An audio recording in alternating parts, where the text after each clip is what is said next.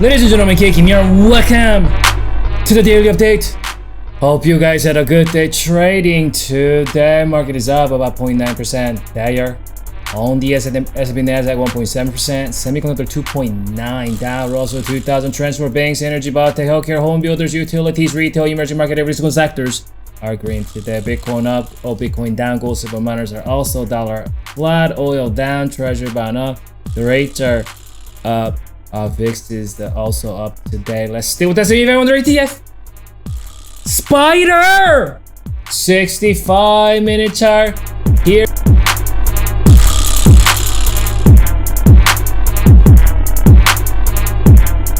So this is what we closed on Friday.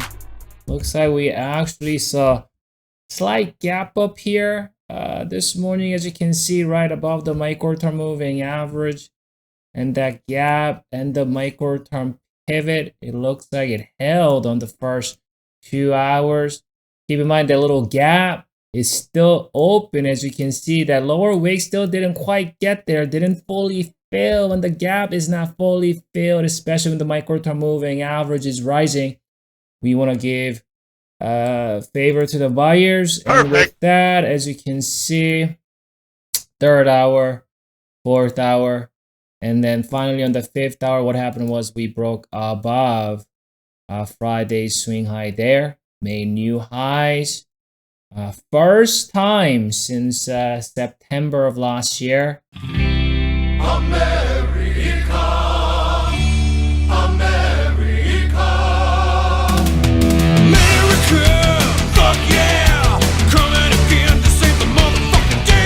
Several sessions now, market is really riding the micro-term moving average ever since it was reclaimed here.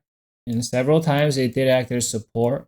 As long as it stays above the micro-term moving average, we want to continue to give benefit of the doubt to the buyers in the micro-term. Perfect. And we want to continue to assume that the trend could continue. So going into tomorrow, I mean, everything this chart says, just the way it closed, you know, with the strength and everything this chart says, that it may continue to the upside. We might even see a gap up tomorrow. But should there be any sort of shenanigan, down gap or decline or something like that, definitely 431.59 is going to be the that pivot, right? Prior resistance that could act as potentially new support. It looks like that's the level where my micro-term moving average is residing. So that's going to be the next known potential support should there be any sort of decline. Let's check out that oscillator.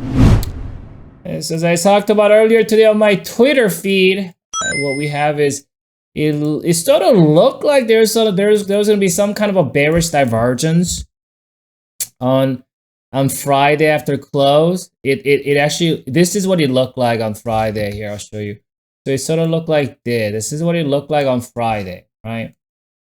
So, and what we have to understand is sometimes bearish divergence, like especially if the momentum is there, as you can see, it sort of looked like that here too. This was May, middle of May, right? This, if you looked at it here like that, that also looked like what? Bearish divergence. What happened was though, very quickly, that divergence got nullified. Not only got nullified, we saw a breakout, and we'll check out the price here.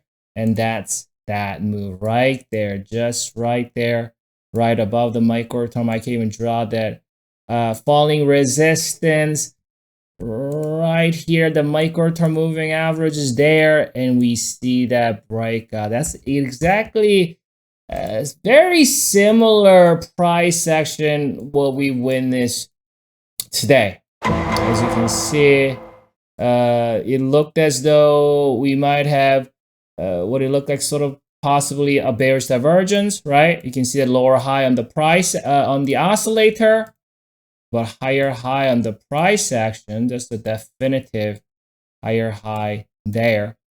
That was quickly nullified when the oscillator crossed back up right here. And you can see we saw a gap up. That gap held and the micro term held. And once we saw the thrust to the upside, the bearish divergence was fully nullified, and that oscillator is now on its way to the top of its band. It looks like we might have another, because as you can see, it's not overbought yet. We still have at least one full day of energy left, and that tells me oscillators favoring the buyers, the price action is favoring the buyers, the moving averages are favoring the buyers, the overall sentiment favors the buyers. A lot of people might think, you know, maybe sooner or later we should see a pullback. We may, but I think there's maybe another upturn might be in store. I'm gonna come back for you. We'll reassess the situation. Enjoy your evening. Good training tomorrow.